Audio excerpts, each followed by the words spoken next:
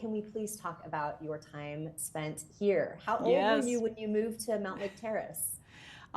We moved to Mount Lake Terrace when I was in college, but we've been in the area since I was in middle school. I went back to college in Montana, so I kind of have volleyed back and forth my whole life.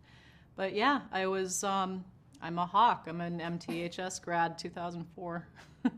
Was there anything I've read some of your teachers saying Lily knew exactly who she was at age 15. She knew exactly what she was going to do. Did you feel that at the time? Did you know that this was going to be your path?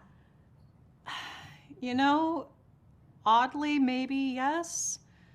In some ways, no. We had to write out our 10-year plan when we were seniors, and I had written back then that, maybe my career will start lifting off, nothing too big, some good indies. I even wrote I would love an Indie Spirit Award because at that point, Gary Farmer had been nominated, Tamara Podemski had been nominated, Native Excellence had been honored by them. So all of that stuff manifested in its own way around that time. I just had a lot of encouragement. I mean, my graduating class voted me most likely to win an Oscar with I mean, okay, can you show me that yearbook page? Because It's out that there. It's out there. is it wild or surreal to you that that is now a very possible thing that is going to happen? I mean, that Oscar chatter is real and deserved. It is definitely a lot of out of body experiences.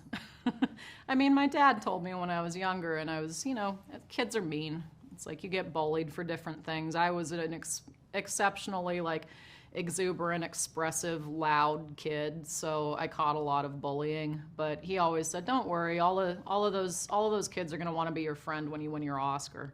And I mean, he put that in my head young enough. I was kind of like, "Okay, Dad, you're right. I'll just keep going."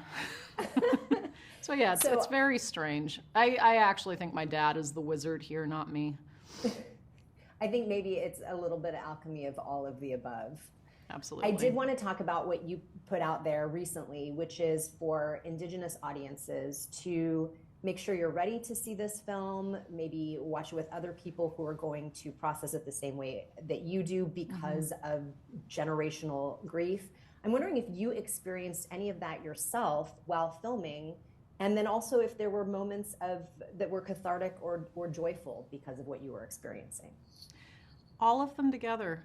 Yeah, I'm glad that you mentioned the joy because there were so many Native people on set at any given time. And there were Osage people in every department of the film. So there was always an Osage close by if I felt like, oh, I need to improvise something here, or I need to fill something in my own knowledge, and I had somebody to ask. And they had somebody else they could confer with because we exist in community, not fully as individuals. And that's important.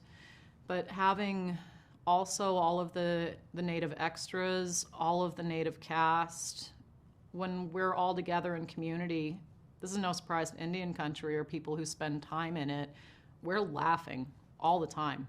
It's even in the middle of these incredibly emotional scenes, like the scene where our mother is crossing over into the other world when the ancestors are receiving her.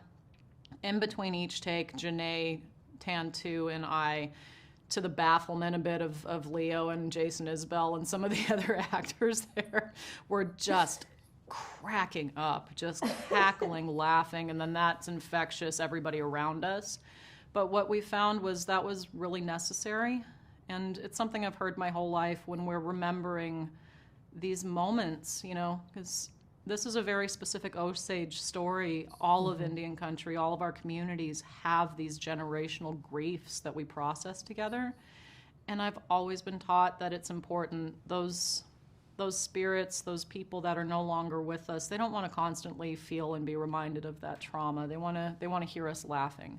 They want to hear us having a good time. And in having that gift of that being what set life was like and what it was like just being in community with so many Oklahoma natives, which was cool for me being from Montana and then spending so much time in Seattle, um, it just, yeah, it elevated the grief of the scenes as well because you see in real time the communities that are affected by the story you're there to tell, you know? Right. And I have to mention on the back end of everything, there is joy coming to different communities. I don't know if you understand the ripple that you made here when you posed for British Vogue wearing a blanket that was designed by Louis Hong, an 8th generation. Yeah. I mean, that was huge for him and the entire community here. Did you realize it was going to be that big when you took those photos? You know, kind of the same way with the film. You have an inkling. You know there's going to be an audience, but then you also have a lifetime of people telling you that, like, it's too niche, you know, talking about your culture, talking about your community. It's like, that's not going to reach everybody. So it's just a validation that, yeah, I mean, we're rocking it as a community.